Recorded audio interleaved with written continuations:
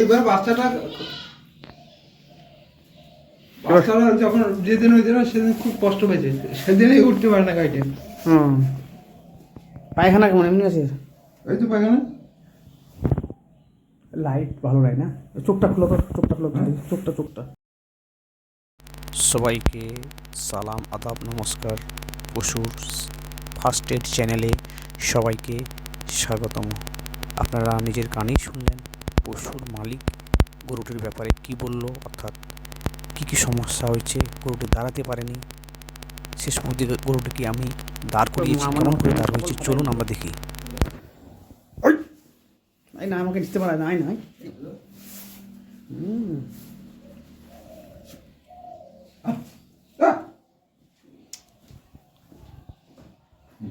মানে 15 দিন আগে, হ্যাঁ,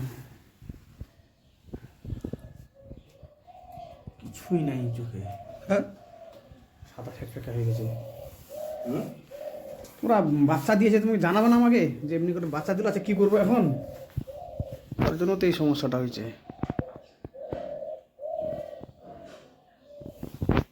আচ্ছা, তবুও মোটামুটি খাওয়া দাওয়া কেমন করতেছে? খাওয়া দাওয়া খাইলো তো খের খাইছে? আমি জল খাইলাম। কোন দিকে ছিল? ওইদিকে পড়েছিল? এইদিকে মনে হচ্ছিল।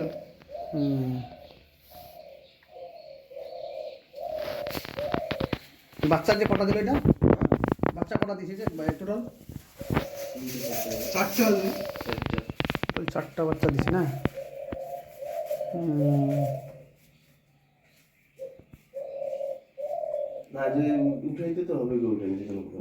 উঠাইতে তো হবে, উঠাটাই তো চাপ, বুঝছো? এমনি ওটা বন্ধ করে দেন, ওটা বন্ধ করে হাওয়াতে আরো 12টা বেজে যাবে। সাইডে অবশ্যই আগুন ধরাইতে হবে, আগুন অবশ্যই ধরাতে হবে। এক সাইডে না, এদিকেও দেবে ওদিকেও দেবে, একটু দূরে করে, দুদিক থেকে যেন হয়।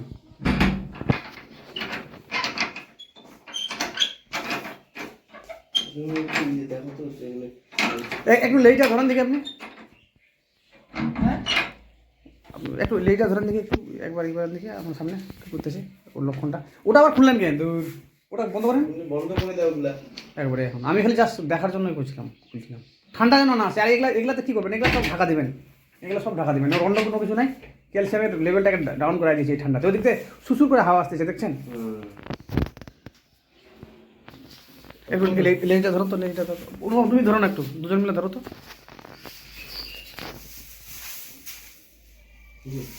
ওটা উঠা দিই উঠানোর জন্য উঠাও দিই। ওর নিজের ইচ্ছা না থাকলে ওটা অবশ্য মুশকিল আছে। তোমরা ট্রাই করছিলা? হ্যাঁ, আবার উঠছিল।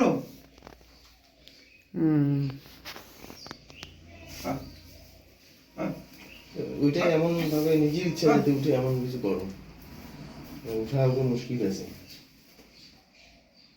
নিজের মানে আজ কালকে রাতেই বসেছে, মানে আগে কালকে দিনে হাঁটাহাঁটি করছিল। রাত্রে ঠিকই ছিল, প্রতিদিন তো থাকে চাদর গাঁজাবে, কোনোদিন তো এরকম হয়নি। আজকে কি হয়েছে, চাদরটা মানে সমস্যাটা আজকে সকাল থেকে দেখা দিয়েছে তো, মানে দুদিন ধরে বসে আছে ওরকম না তো? ও, তাহলে ঠিক আছে। আজকে ঠান্ডার জন্য দুর্বল হয়ে গেছে। লেজটা পাড়া দিচ্ছে এইদিকে একটু শুকনো করে দিত তো, এইদিকে যে জলটা আছে না, একটু শুকনো।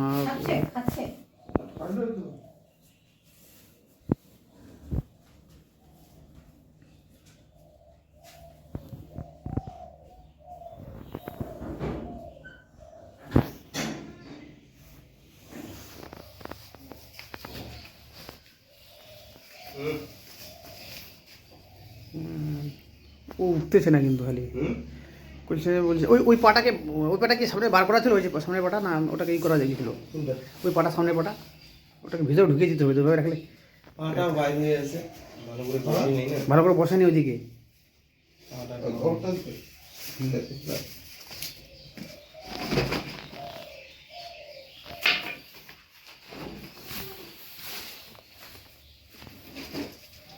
একটা গোটা কাটি এনে দিতে হচ্ছে, কোনো কাটিয়ে নেই।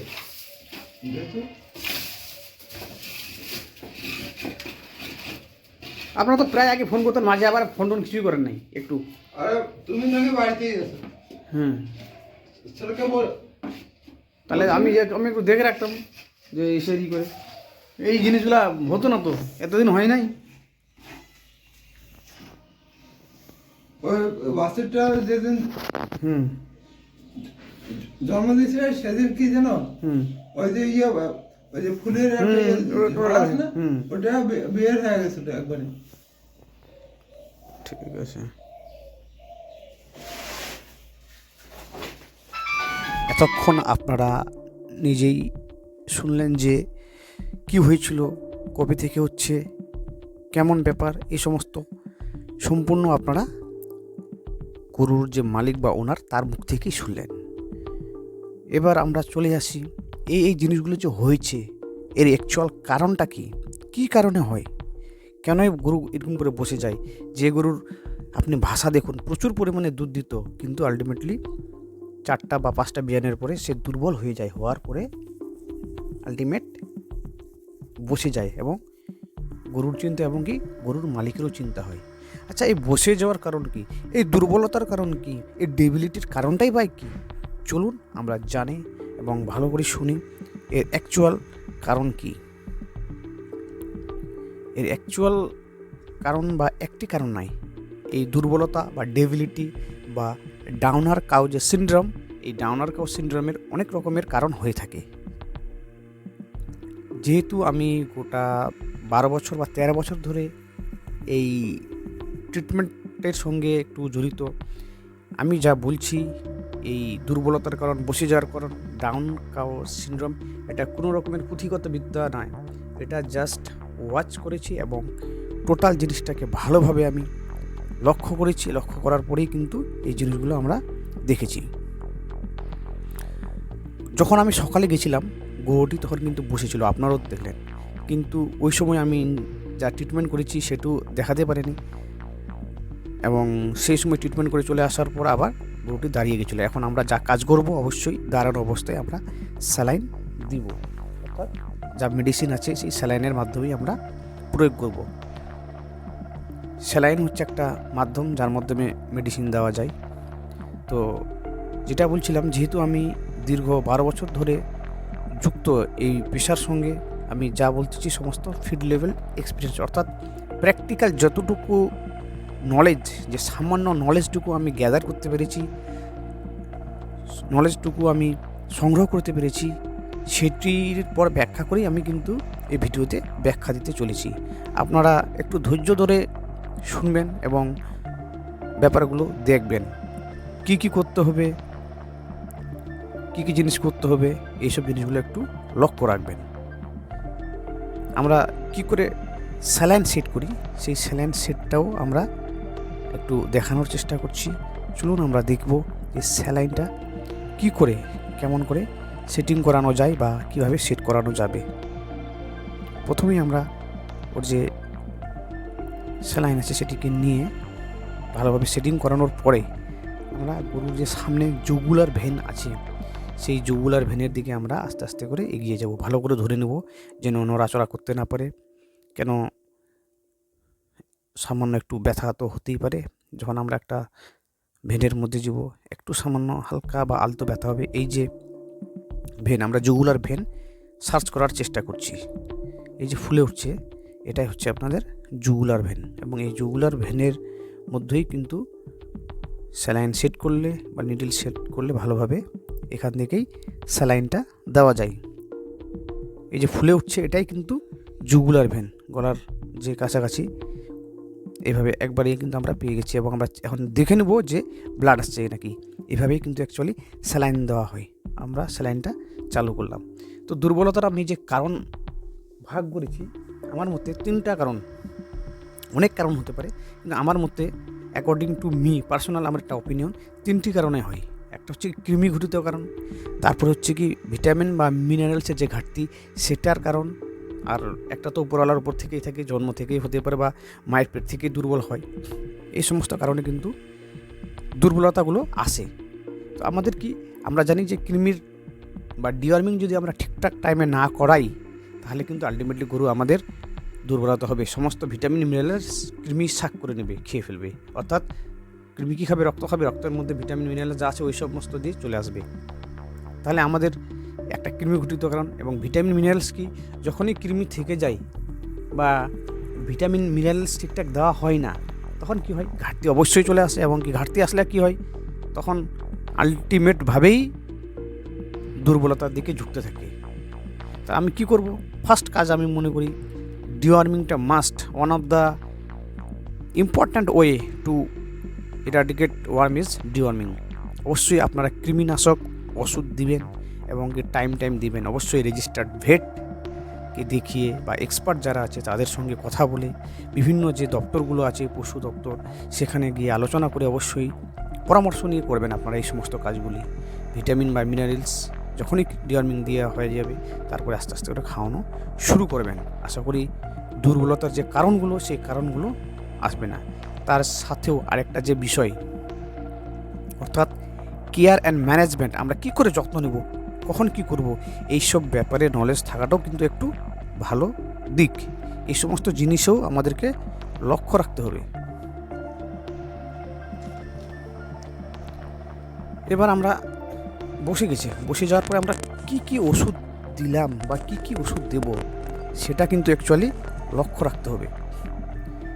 আমাদেরকে ভালোভাবে লক্ষ্য রাখতে হবে। কি লক্ষ্য রাখতে হবে, যে এই যে বসে যাওয়ার কারণ কি, এই কারণটি কি অনুধাবন করতে হবে। অর্থাৎ মেডিসিন দেওয়ার আগে আমাকে ভাবতে হবে যে কী কারণ, অর্থাৎ ডিটেকশন অফ ডিজিজ, মানে কী কারণে হয়েছে বা কজ কি, সেগুলো জিনিস শুনে এবং দেখে ভালোভাবে অনুধাবন করার পরেই কিন্তু আমাকে যে ট্রিটমেন্ট বা যে চিকিৎসা সেটা শুরু করতে হবে। তো প্রথমে আমরা যেটা করব সেটা হচ্ছে রোগ নির্ধারণ হয়ে গেলেই আমরা করে নেব। তো রোগের ক্ষেত্রে 2-3টা রোগী মানে হতে পারে, যেমন হাইপোগ্লাইসেমিয়া বা আফটার কাভিং যে প্রবলেমগুলো হয়, সে প্রবলেমগুলোও কিন্তু হতে পারে। এবার কি আফটার কাভিং কী প্রবলেম হয়, আফটার কাভিং আপনি যদি ভালোভাবে লক্ষ্য রাখেন, ও তো বাচ্চা দেয়, বাচ্চা দেওয়ার পরে একটু টানাটানি করা হয় বা একটু ফুলের যে ফুল পড়া বা প্লাসেন্টা, সেটার যে একটু সমস্যা হয়, এই কারণে কিন্তু অনেক রকমের সমস্যা হতে পারে। অর্থাৎ ফুল না পড়লে বা ফুল যদি ভিতরে একটু থেকে যায়, তাহলে সেখানে ইনফেকশন হয় এবং কি পায়োমেট্রা, এই যে একটা রোগ, এরকম হতে পারে এবং প্রচণ্ড ব্যথা হয়, যে বসে থাকতে পারে, ও সহজে দাঁড়াবে না। তারপরে কি হয়, বাচ্চা একটু বড় হয়ে গেলে বা ডিস্ট্রিক্টিয়া হয়ে গেলে, যখন আমরা কোনো প্যারাভেটস বা আমাদের যে প্রাণীবন্ধু প্রাণীসেবী এইসব দিয়ে যদি আমরা একটু টানাটানি করে বার করানোর চেষ্টা করি, তখন আমাদের কি হয়, আমাদের একটু হিপ জয়েন্টের সমস্যা হয় বা হিপ জয়েন্ট অনেক সময় ব্যথায় হয় এবং দাঁড়ানোর ক্ষেত্রে প্রচুর সম্ভাবনা হয়। এইসব সমস্ত কারণ দেখাশোনার করার পরেই কিন্তু আমরা মেডিসিন ইউজ করব। এক্ষেত্রে আমরা যে মেডিসিনগুলো ইউজ করেছিলাম, এখানে আমি 3-4টা পয়েন্টকে মাথায় রেখেই কিন্তু কাজগুলো করেছিলাম। আমরা ফিল্ড লেভেলে দেখি সবাই কিন্তু ক্যালসিয়াম স্যালাইন দেওয়া শুরু করে, অর্থাৎ মাইফিক্স বা ক্যালবরল যে সমস্ত স্যালাইনগুলো আছে, সেই সমস্ত স্যালাইন দেওয়া শুরু করি। কিন্তু এক্ষেত্রে আমি ওইসব না দিয়েই কিন্তু গরুটা উঠে গেছে। আমি সাইনোকোবলিন, মেথাইনকোবলামিন এবং আদার যে অ্যানালজেসিক মেডিসিন আছে, এগুলো বিভিন্ন নামে পাওয়া যায়। আমি কিন্তু কম্পোজিশনগুলো জাস্ট বলে যাচ্ছি, বাজারে অনেক রকম নামে পাওয়া যায়। আমি কাউকে কোনো প্রমোট বা কাউকে কোনো প্রোডাক্টের প্রমোশন করতেছি না। আপনাদের কাছে ভালো যা হবে আপনারা নিজেদের মতনভাবে করে অবশ্যই আপনার the consultation with the registered vet, তারপরেই কিন্তু আপনারা করবেন, যেহেতু এটা আমরা ফার্স্ট এডগুলোই সাধারণত দেখাই। দেখতেই পাচ্ছেন আমরা এখানে ডিএনএস দিয়েছিলাম, আরও আমরা যেটা 5% আছে, আরও 20% আছে, সেভাবেই দেওয়া হয়েছিল এইসব ব্যাপারে। তো এটা দেওয়া হয়েছে, আরও অ্যানালজেসিক মেডিসিন দেওয়া হয়েছে, কিছু বি কমপ্লেক্সও দেওয়া হয়েছিল। অনেক সময় ফসফরাস ডেফিসিয়েন্সিরও ব্যাপার থাকে। সমস্ত মিনারেলস ভিটামিনসের কথা বলতেছি। আমি ওরালি কিছু ফিড দেওয়া হয়েছে এবং সমস্ত কিছু খাওয়ানোর ফলেই কিন্তু এই যে রাত্রে গরুটা দাঁড়িয়েছে এবং সবার মনে খুশি, গরুটাও একটু ভালো লাগছে সবাইকে দেখে। এইভাবেই কিন্তু গরুটা অলরেডি দাঁড়িয়ে গেছে। আশা করি আপনারা সবাই সচেতন হবেন এবং মানে আমাদের যে বোকা জীব বা পশু যে সমস্ত জীবগুলো আছে তাদের যত্ন নেবেন। এবার চলুন আমরা একটু দেখে নিই যে স্যালাইনের ভিতরে কেমন করে আমরা মেডিসিন বা কী দিয়েছিলাম, সেই জিনিসগুলো আমরা একটু লক্ষ্য রাখবো। আমরা এইভাবে স্যালাইন থেকে হাওয়া নিঃশ্বাসন করার যে ব্যাপারটা, সে ব্যাপারটা করে নিচ্ছি। তাহলে কী হবে, স্যালাইনটা একটু পড়তে সুবিধা হবে এবং ভালোভাবে যাবে। অবশ্যই স্যালাইনকে উঁচু জায়গায় ধরে রাখতে হবে। যেমন এখানে আমি এক ছেলেকে এক চেয়ারের মধ্যে দাঁড় করিয়ে এইভাবে করে রেখে করেছি, বেশিক্ষণ লাগেনি, আমরা এভাবে করে করেছি। আমরা লক্ষ্য রাখবো যে কি করে আমরা স্যালাইনটা ভালোভাবে দেওয়া যাবে, সেই জিনিসটাতে লক্ষ্য রাখবো, এবং কি করে স্যালাইনের ভিতরে মেডিসিন দেওয়া যায়। স্যালাইনের যে জল আছে, সেই জলের ভিতরে অনেক রকমের মিনারেলস আছে, এবং তার সঙ্গে আমরা কি করে এই ভিটামিন বা মিনারেল জাতীয় জিনিসগুলো আমরা ওইখানে মিক্স করি, সেটা আমাদেরকে একটু লক্ষ্য রাখতে হবে। এভাবে করে নিয়ে হালকা করে আমরা ডাইরেক্ট দিব, এবং আপনারা দেখতে পাচ্ছেন যে কালারটি সাদা ছিল লাল হয়ে যাচ্ছে। এভাবে করেই কিন্তু আমরা আস্তে করে দিব। চলুন আমরা দেখি যে স্যালাইন দেওয়ার পরে কী করে খোলা হয় এবং কী করে গরুটি হেঁটে চললো, এবং দুজনেই খুশি, অর্থাৎ গরুর মালিক এবং যে গরু সুস্থ হওয়ার পরে যে একটা খুশি এসেছিলো, যে খুশির আবহাওয়া এসেছিলো, খুশির একটা পরিবেশ, সেটাতে আমরাও একটু সামিল হই এবং আমরাও একটু ব্যাপারটা দেখি। চলুন যাই। চ্যানেলটিকে অবশ্যই আপনারা সাবস্ক্রাইব করবেন, প্লিজ সবার কাছে আমার একটা অনুরোধ, আপনারা চ্যানেলটিকে আমার সাবস্ক্রাইব অবশ্যই করবেন। এই যে যাচ্ছে, দাদা, দিয়ে দাদা। যাচ্ছে, হ্যাঁ।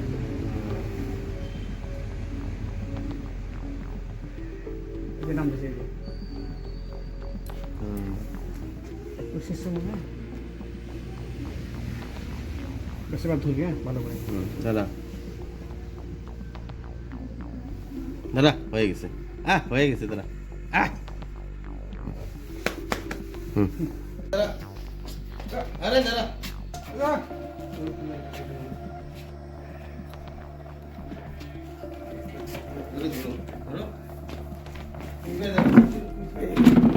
এ বাবা, এত পাওয়ার আবার আজকে।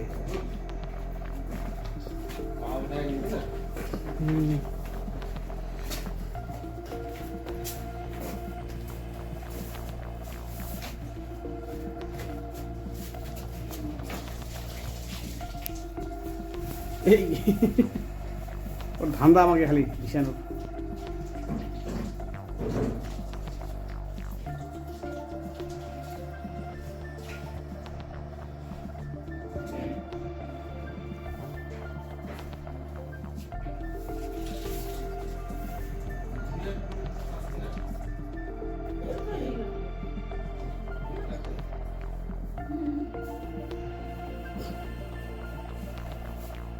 খুলে দিলেন? বাড়িতে ঘরে কি খোলা থাকবে নাকি?